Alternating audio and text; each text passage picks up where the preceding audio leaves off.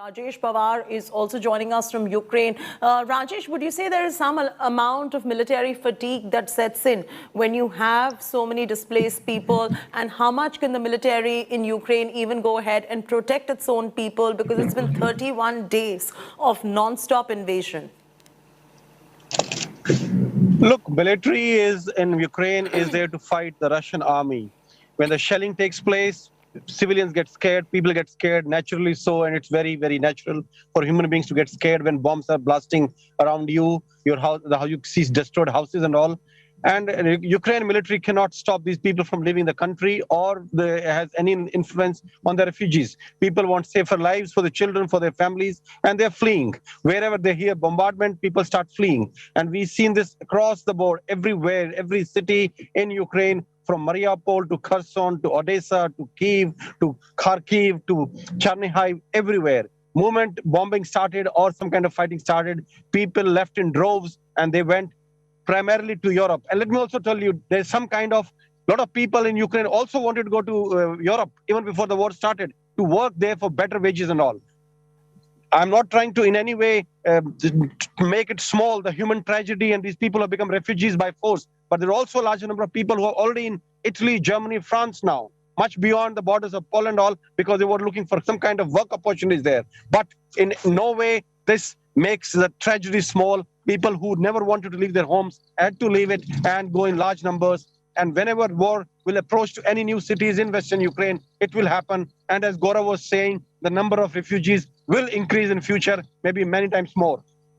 And how has been the humanitarian response to the growing flow of refugees from the neighboring nation where the Ukrainians are fleeing to at this point of time, Rajesh? Can you repeat the question, please? There are checkpoints. I'm saying how has been, Rajesh, if you can hear me, how has been the humanitarian response? All right, you're at the checkpoint right there.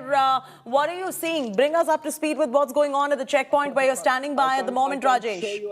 I can't show you around because it's not possible to show around. You cannot show anything on checkpoint, but of course, the checking is very strict here. They're checking everything, the documents, everything. And now we have been told, because since I was on live this thing, we are on live.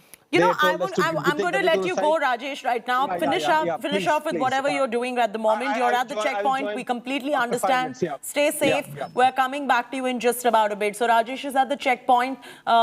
He's not going to be able to bring us any report for a few moments from now because he's at the checkpoint, and there, you cannot be showing those visuals around there as well. But ravaged by the Russian attacks, Irpin in the suburbs of Kiev has suffered significant damage. Rajesh has filed this report. Let's take a look in the meanwhile.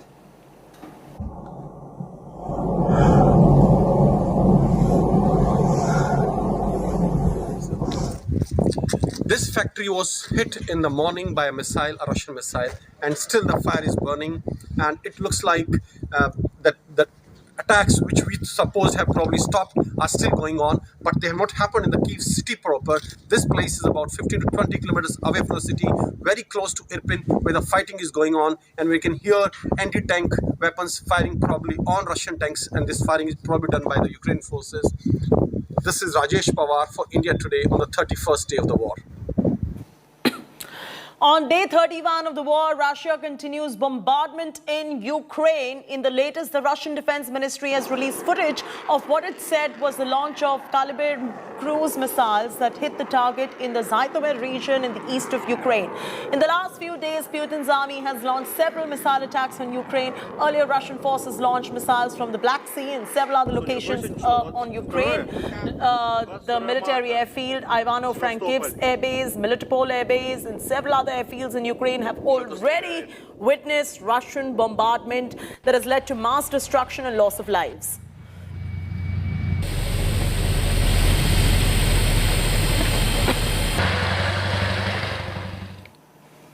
The Russia-Ukraine war has entered the second month. While Putin has failed to capture major cities of Ukraine, he has indulged in a dangerous game of nuclear brinkmanship. Here's a report.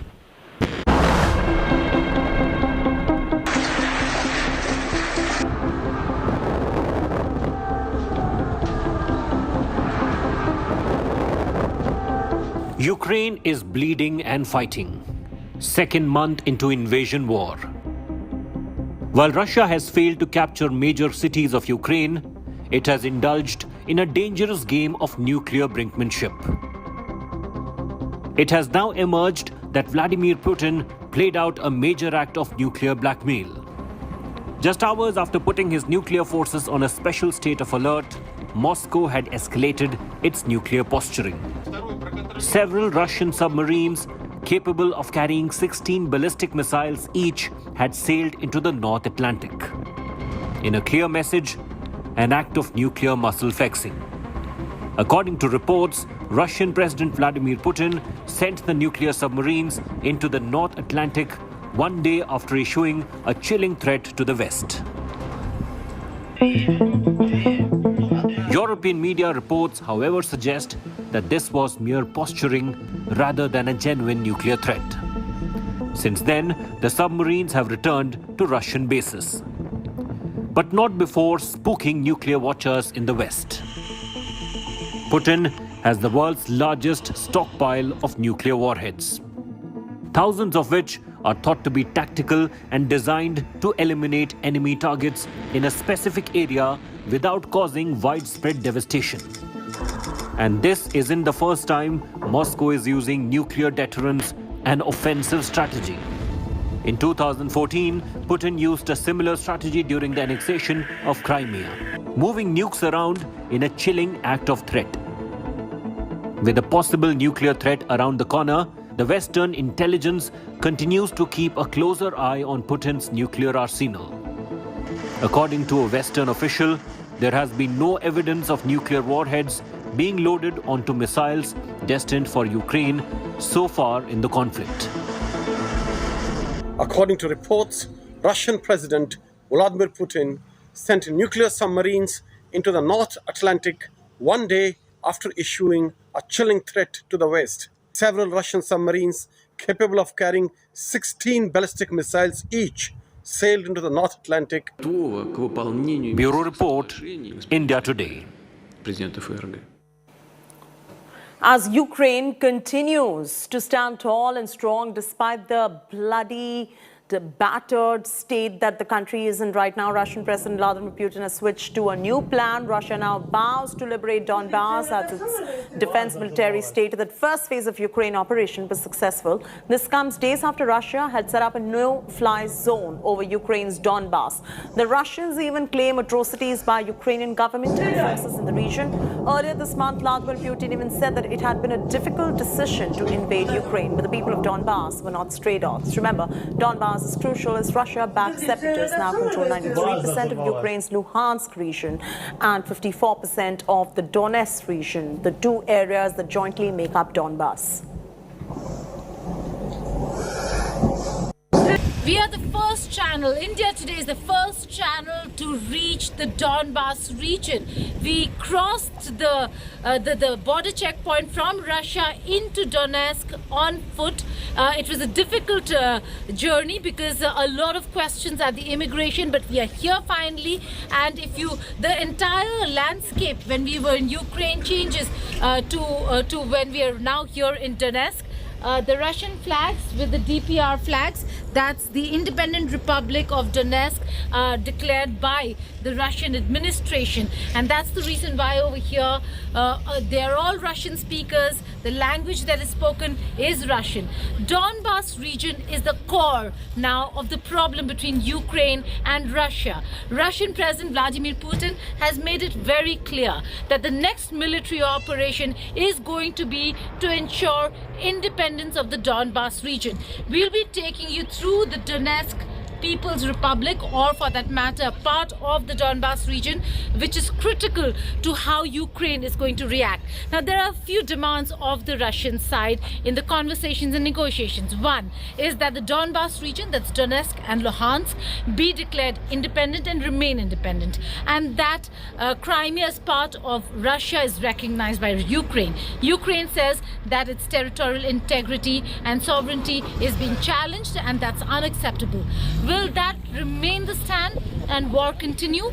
We'll be reporting from Donetsk to tell you exactly what's happening and why is it that Donetsk and Luhansk want independence from Ukraine. With video journalist Satya Rautre, reporting from Donetsk, Geeta Mohan for India Today. All right, that's the latest coming in right there. We also have some breaking news coming in, which we will bring for you in just about a bit. But we're getting you all the latest as far as Ukraine is concerned, that is continuing to stand tall. It's continuing to stand strong despite being bloodied, despite being battered, the visuals of which are on your screens right now.